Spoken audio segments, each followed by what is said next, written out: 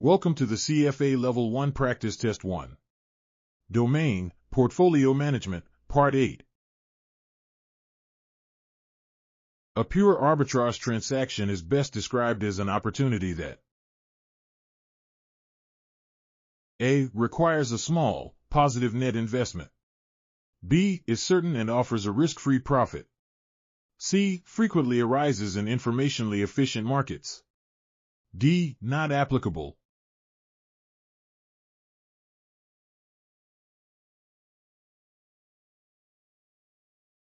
Answer is B. Is certain and offers a risk-free profit.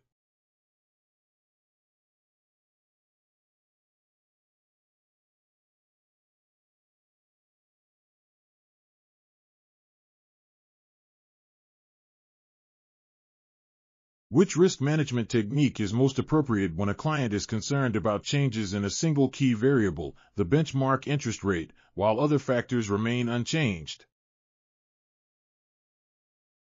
A. Stress testing the portfolio under extreme historical market conditions. B. Conducting a scenario analysis involving simultaneous changes in interest rates, inflation, and credit spreads. C. Performing a sensitivity analysis by varying the benchmark interest rate while holding other factors constant. D. Not applicable.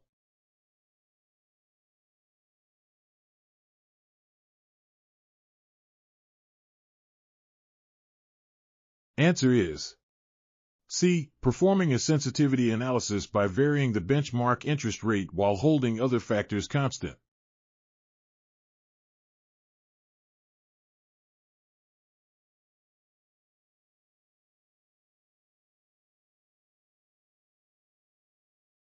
Which investment approach is most consistent with a university endowment's objective to support ongoing operations while preserving real purchasing power? A. Structuring the portfolio to match specific future liability payments. B. Emphasizing a significant allocation to alternative investments leveraging a very long time horizon. C. Prioritizing short duration, highly liquid fixed income securities for immediate spending. D. Not applicable.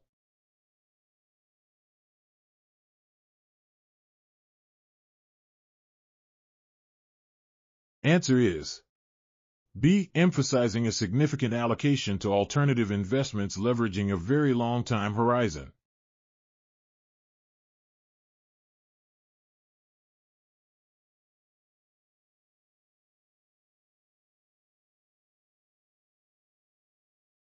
How does adopting a new global accounting standard that changes income and expense recognition for real estate likely impact valuations and optimal portfolios?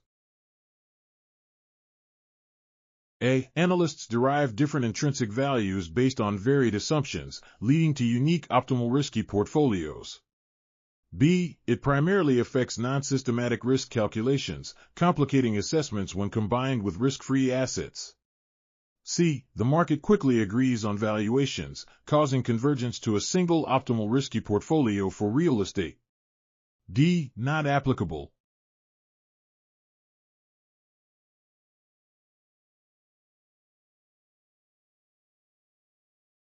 Answer is A. Analysts derive different intrinsic values based on varied assumptions, leading to unique optimal risky portfolios.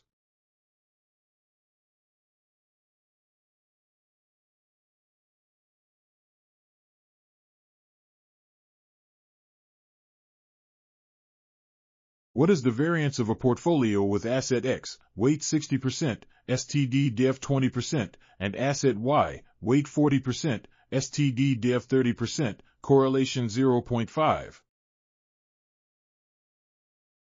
A. 0.0288. B. 0.0360. C. 0.0432. D. Not applicable.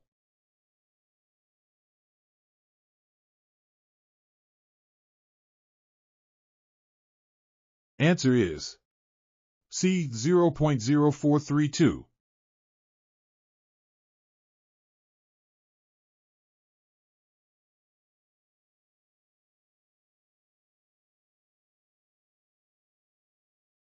To reduce portfolio risk most effectively, should a manager choose asset A, positively correlated with optimism, or asset B, negatively correlated with optimism?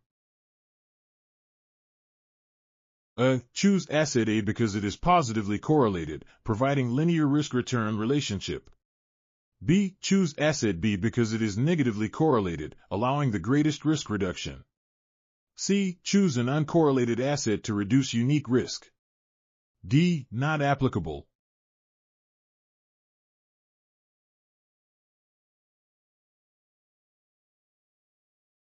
Answer is B. Choose asset B because it is negatively correlated, allowing the greatest risk reduction.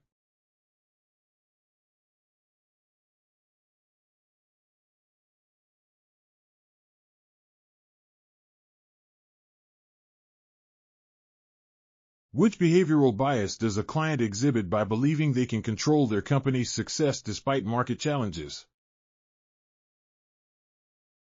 A. Representativeness bias. B. Hindsight bias. C. Illusion of control bias.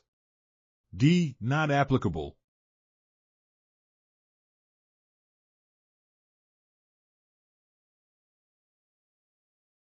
Answer is C. Illusion of control bias.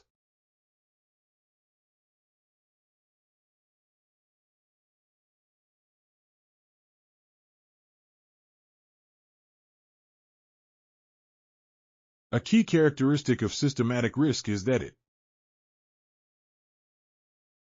A. Affects many assets in the market. B. Is specific to an individual company's operations. C. Can be substantially reduced through diversification. D. Not applicable.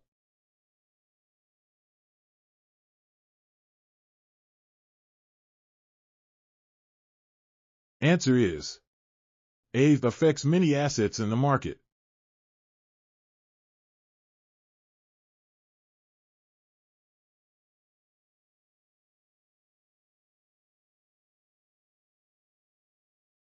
Using historical mean returns as estimates for future expected returns is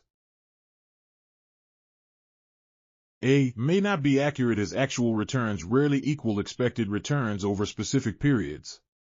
B. More reliable for asset classes with prior negative returns.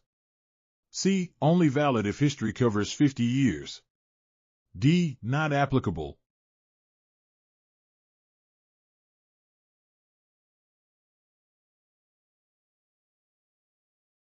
Answer is A. May not be accurate as actual returns rarely equal expected returns over specific periods.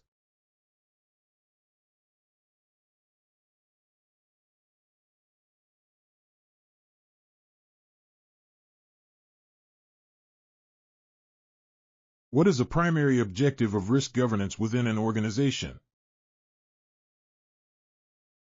A. Maximize returns by taking unlimited risk. B. Completely eliminate all investment loss potential. C. Align risk management activities with enterprise objectives. D. Not applicable.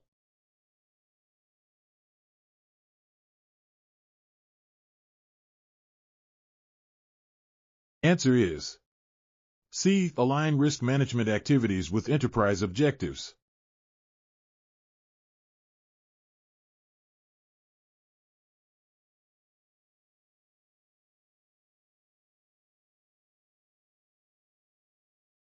Thanks for watching.